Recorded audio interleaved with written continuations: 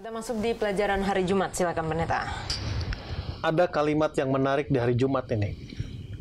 Aniaya yang dialami Yohanes menjadi sarana kasih karunia. Berarti kalau kita tidak mengalami aniaya, nggak ada sarana untuk dapat apa? Kasih karunia. Nah, yang sering terjadi sekarang adalah pada waktu ada goncangan sedikit, lalu kita katakan kepada umat, mari kita berdoa supaya jangan ada guncangan terjadi. Artinya apa? Kita nggak mau menggunakan sarana yang Tuhan berikan kepada kita untuk mendapatkan apa? Kasih karunia. Kasih karunia. Jadi poin saya adalah seperti tadi, kita jangan cari persoalan, jangan cari aniaya, tetapi hiduplah sebagai orang Kristen yang benar. Lambat laun kita akan tersingkir. Nah, pada waktu kita tersingkir, kita mengalami aniaya. Saat itu jugalah kasih karunia itu datang kepada siapa? Kepada kita. Disitulah kita akan dikuatkan dengan hadirnya Yesus Kristus. Di situ jugalah kita akan diyakinkan bahwa Yesus selalu menyertai kita. Di saat itu juga kita diyakinkan bahwa Yesus, Allah yang kita punya itu, tahu betul siapa kita. Kadang kita sering berpikir bahwa kita lebih tahu tentang diri kita daripada siapa? Pencipta kita. Ini kalimat yang apa? Patmos telah dibuat menjadi gemilang oleh kemuliaan Juru Selamat yang telah bangkit. Tidak heran Paulus pernah katakan, di dalam penderitaan cukup kasih karuniaku untuk apa? Untukmu. Di dalam penderitaanku, dalam kesusahanku, terlihatlah kemuliaan siapa? Kemuliaan Tuhan. Kalau saya bisa ambil ilustrasi bagi kaum wanita, ibu-ibu ataupun laki-laki yang suka mencuci, kualitas sebuah deterjen ditentukan berapa ampuh dia membersihkan kotoran yang paling kotor. Kan begitu kan? Jadi kalau deterjen dikatakan ampuh, udah pernah dicoba nyuci baju yang paling kotor belum? Belum, ya nggak teruji keampuhannya.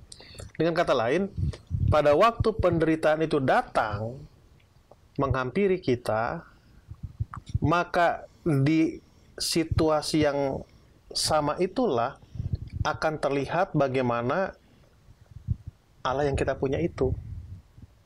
Jadi dengan kata lain, pada waktu kita katakan aniaya jangan datang, pada saat yang sama kita tidak mau menunjukkan bahwa Allah yang kita punya itu mempunyai satu hal yang sangat apa?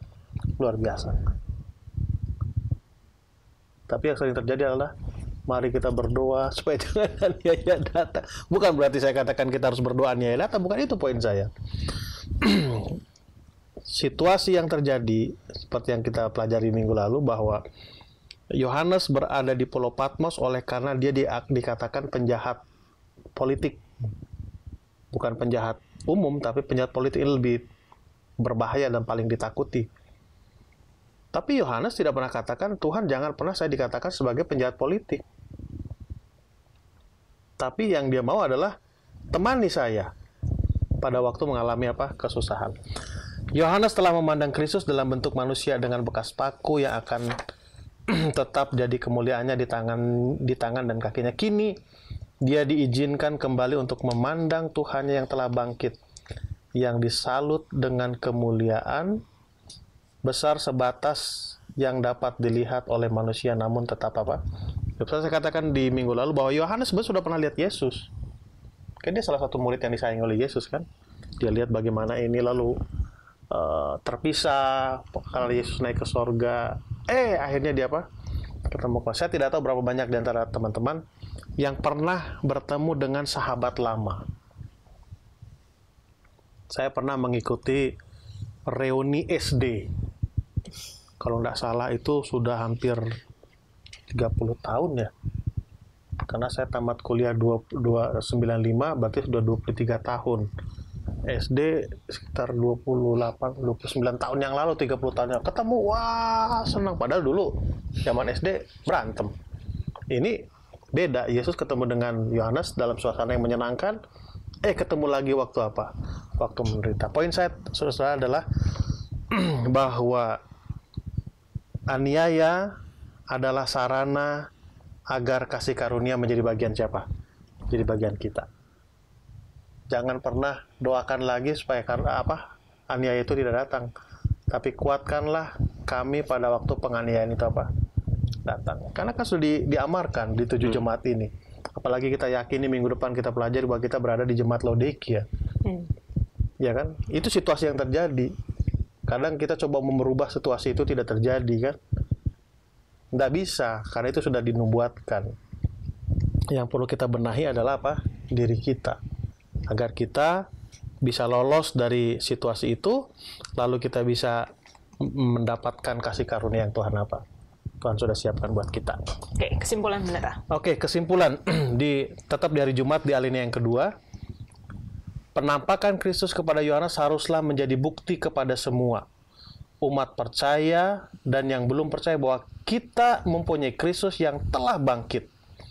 Hal itu harus memberi kuasa yang hidup kepada jemaat.